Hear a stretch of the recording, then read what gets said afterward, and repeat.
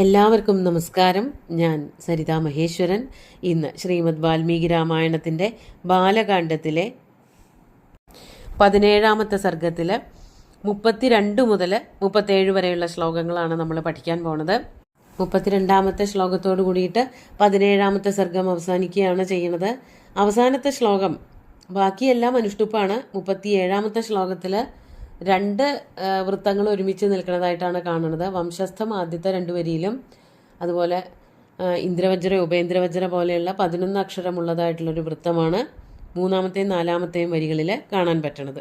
അത് ആർഷമായിട്ടുള്ള പ്രയോഗമാവണം. വാൽമീകി മഹർഷി അങ്ങനെ പ്രത്യേകിച്ച് വൃത്ത നിബന്ധനയൊന്നും നോക്കിയിട്ടായിരിക്കില്ല ചെയ്തിരിക്കുന്നത്. അതായത് ഇന്നതേ ആവാവൂ എന്നുള്ള രീതിയിലൊന്നുമല്ല കാവ്യം രചിച്ചിരിക്കുന്നത്. സൗന്ദര്യത്തിനനുസരിച്ച് കഥാവിഷയങ്ങൾക്കനുസരിച്ച് വൃത്തങ്ങളെ ഉപയോഗിച്ചു എന്ന് മാത്രമേ ഉള്ളൂ. നമുക്ക് ആദ്യം 32ാമത്തെ ശ്ലോകം നോക്കാം. അതിലൊരു വരിയുടെ അർത്ഥം കഴിഞ്ഞ ദിവസം പറഞ്ഞതാണ്, എന്നാലും ചൊല്ലാം. അന്യേ നാനാവിധാൻ ശൈലാൻ കാനനാനി ച ഭേജിരേ സൂര്യപുത്രം ച സുഗ്രീവം ശക്രപുത്രം ച ബാലിനം. 33ാമത്തെ ശ്ലോകം കൂടി പറയാം. ഭ്രാതരാ ഉപതസ്ഥുസ്തേ സർവേ ച ഹരിയൂഥപാ നളം നീലം ഹനുമന്തമന്യാംശ്ച ഹരിയൂഥവാൻ. ഇതിങ്ങനെ അടുത്തടുത്ത ശ്ലോകങ്ങളിലേക്ക് വ്യാപിച്ചാണ് നിൽക്കുന്നത്. അർത്ഥം പറഞ്ഞു പോവാം. കഴിഞ്ഞ ദിവസം പറഞ്ഞതാണ് വാനരന്മാർ എവിടെയൊക്കെ ആയിട്ടാണ് താമസിക്കുന്നതെന്ന്. ഋക്ഷവാൻ പർവ്വതത്തിൻ്റെ താഴ്വരകളിൽ, കാടുകളിൽ, വലിയ വലിയ ഗുഹകളിൽ, പർവ്വതങ്ങളിലൊക്കെ ആയിട്ട് അവർ വസിച്ചു എന്ന് പറഞ്ഞു. അത് കഴിഞ്ഞിട്ട് പറയാണ് ചിലരുടെ കൂടെ കൂടി. അതാണ് അന്യേ നാനാവിധാൻ ശൈലാൻ കാനനാനി ച ഭേജിരേ. അതിനുശേഷം പറയാണ് സൂര്യപുത്രം ച സുഗ്രീവം ശക്രപുത്രം ച ബാലിനം. സൂര്യൻ്റെ പുത്രനായിട്ടുള്ള സുഗ്രീവനും ശക്രൻ്റെ പുത്രനായിട്ടുള്ള ബാലിയും, ഇവർ രണ്ടുപേരും ഒരമ്മയിൽ തന്നെയാണ് ജനിക്കുന്നത് എന്നുള്ളത് കൊണ്ട് അവർ സഹോദരങ്ങളാണ്. അവർ ഭ്രാതരാ ഉപതസ്ഥുസ്തേ സർവേ ച ഹരിയൂഥപാ. അവർ ഭ്രാതാക്കന്മാരായിരുന്നു. അവർ 2 സഹോദരങ്ങളാണ്. അവരെ ആശ്രയിച്ചുകൊണ്ട് കുറേ കുരങ്ങന്മാരവിടെ കൂടുകയുമുണ്ടായി. അപ്പോൾ ബാലിക്ക് വളരെ ശക്തി ഉണ്ടായിരുന്നു എന്നുള്ളത് പറയുന്നുണ്ട്. അപ്പോൾ അവരുടെ കൂട്ടത്തിൽ ശക്തിമാന്മാരായിട്ടുള്ള ആ വാനരന്മാരുടെ കൂട്ടത്തിൽ കുറേ കുരങ്ങന്മാർ കൂടി. അത് മനുഷ്യരും അങ്ങനെയൊക്കെ തന്നെയാണ്. ശക്തിമാന്മാരുടെ കൂടെ കൂടാൻ അവർക്കൊക്കെ എല്ലാവർക്കും പൊതുവെ താല്പര്യമുണ്ട്. അതാണ് ഭ്രാതരാ ഉപതസ്ഥു തേ സർവേ ച ഹരിയൂഥപാഹ. കുറേ കുരങ്ങന്മാർ ഈ 2 ഭ്രാതാക്കളെയും ബാലിയെയും സുഗ്രീവനെയും ആശ്രയമായിട്ട് അവിടെ കൂടുകയുണ്ടായി. അതിൽ പെട്ടവരാണ് നളം നീലം ഹനുമന്തം അന്യാംശ്ച ഹരിയൂഥവാൻ. നളൻ, നീലൻ, ഹനുമാൻ തുടങ്ങിയിട്ടുള്ള ഹരിയൂഥവന്മാർ, സൈന്യാധിപന്മാർ. ഹരി എന്ന് പറഞ്ഞാൽ കുരങ്ങനാണ്. കുരങ്ങന്മാരുടെ കൂട്ടത്തിൽ അധിപന്മാർ, കേമന്മാരായിട്ടുള്ള കഴിവുള്ളവരായിട്ടുള്ള അങ്ങനെയുള്ള കുറച്ച് കുരങ്ങന്മാരുടെ പേരാണ് ഇവിടെ പറഞ്ഞത്. അവരൊക്കെ ഈ ബാലി സുഗ്രീവന്മാരുടെ കൂടെയായിരുന്നു. അപ്പോൾ ഹനുമാനും അവരുടെ കൂട്ടത്തിലെ ഒരു സൈന്യാധിപനായിട്ടാണ് വരണത്. അവരെങ്ങനെയുള്ളവരായിരുന്നു? അതാണ് 34ാമത്തെ ശ്ലോകത്തിൽ പറയണത്.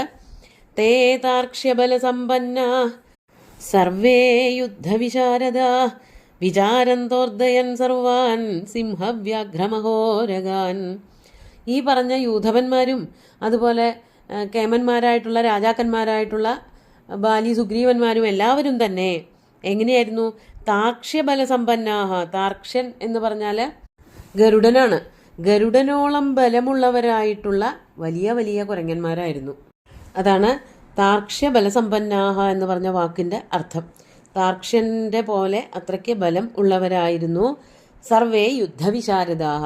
നല്ല യുദ്ധനിപുണന്മാരുമായിട്ടുള്ള കുരങ്ങന്മാരായിരുന്നു. ഇതൊക്കെ സാധാരണ കുരങ്ങന്മാർക്കുണ്ടാവുന്ന ഗുണങ്ങളല്ലല്ലോ.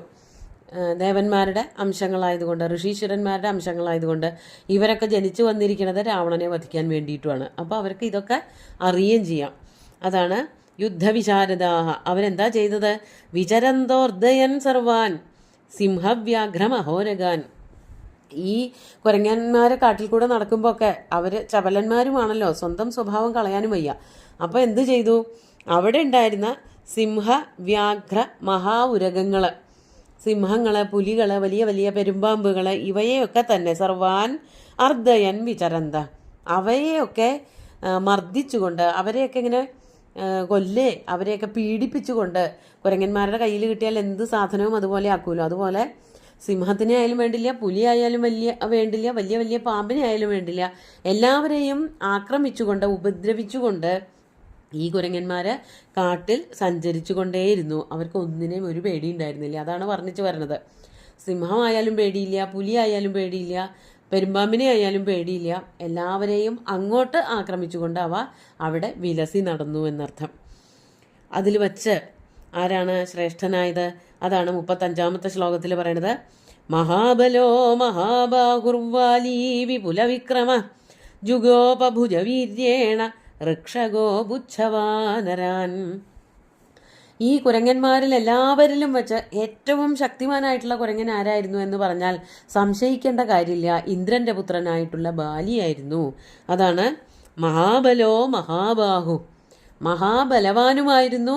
കൈകാലുകൾക്കൊക്കെ നല്ല ശക്തിയും നീളവും വലിപ്പവും ഒക്കെ ഉണ്ടായിരുന്നവനായ വാലി എന്നും പറയുന്നുണ്ട്.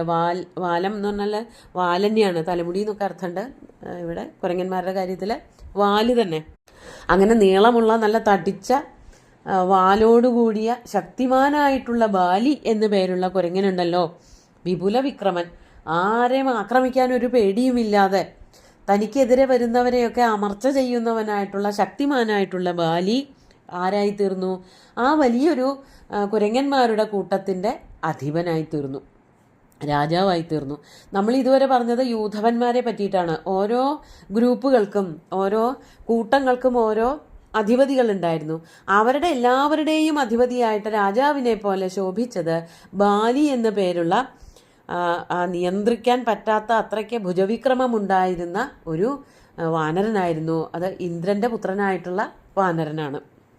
സുഗ്രീവനും അതെ, പക്ഷെ സുഗ്രീവനേക്കാളും ശക്തിമാനായിരുന്നു, ഹനുമാനേക്കാളും ശക്തിമാനായിരുന്നു ബാലി എന്ന് വേണം പറയാൻ.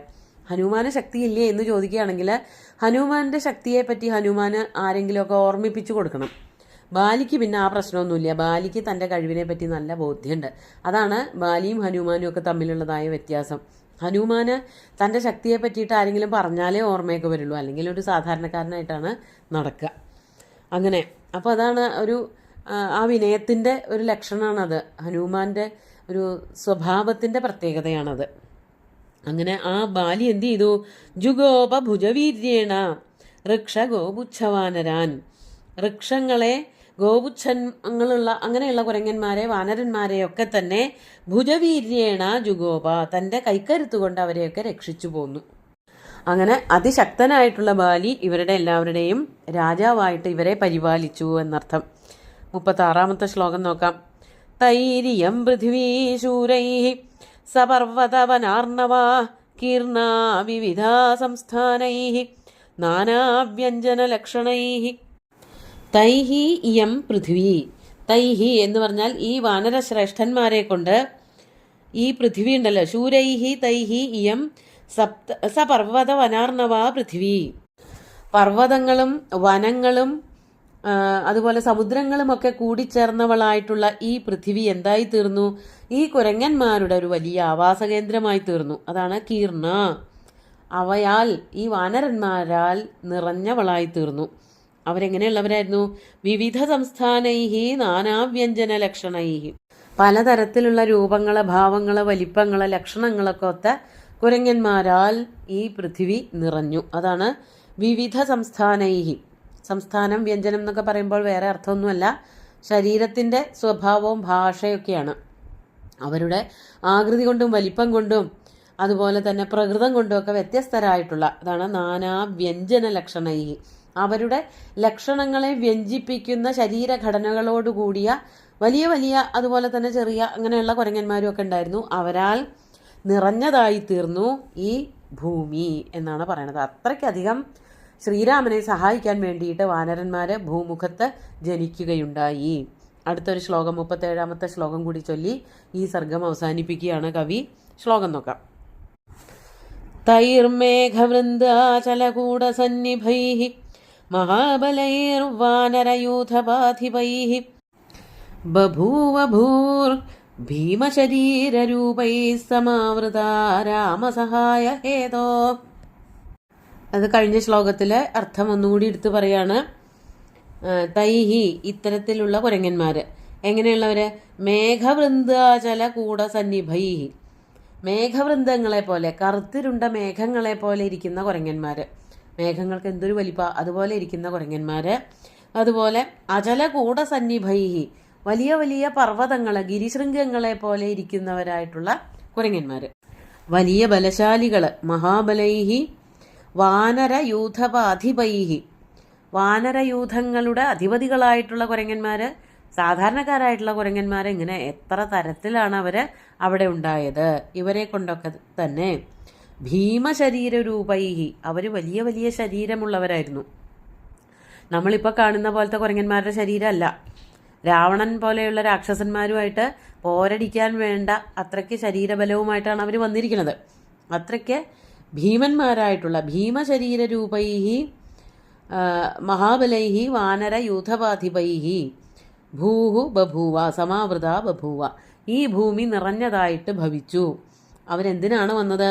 രാമസഹായ ഹേതോ, രാമനെ സഹായിക്കാൻ വേണ്ടി മാത്രം ഭൂമിയിൽ വന്ന് അവതരിച്ചവരായിട്ടുള്ള ആ വലിയ വലിയ കുരങ്ങന്മാരെ കൊണ്ട് ഭൂമി മുഴുവനും നിറഞ്ഞു കവിഞ്ഞു എന്നാണ് പറയണത്. ഈ ഒരു സർഗം ഇതോടുകൂടി തീരുകയാണ്.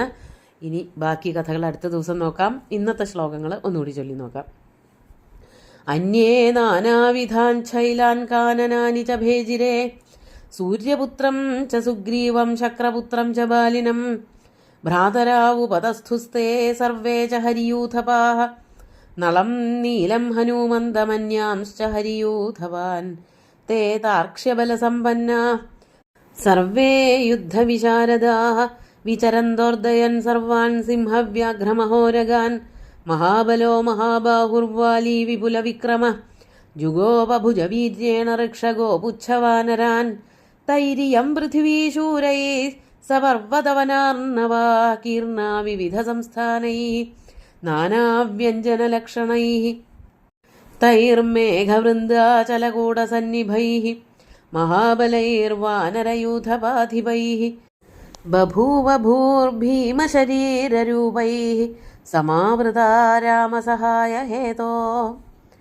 സുന്ദരമായിട്ടുള്ള ഈ ഒരു സർഗവും അവസാനിക്കുകയാണ്. ശ്ലോകങ്ങളെല്ലാം ഭഗവാൻ ശ്രീരാമചന്ദ്രൻ്റെ കാൽക്കൽ അർപ്പിച്ചുകൊണ്ട് ഗുരുവായൂരപ്പനെ സാഷ്ടാംഗം നമസ്കരിച്ചുകൊണ്ട് എല്ലാവർക്കും ശുഭദിനം നേർന്നു നിർത്തട്ടെ. നന്ദി.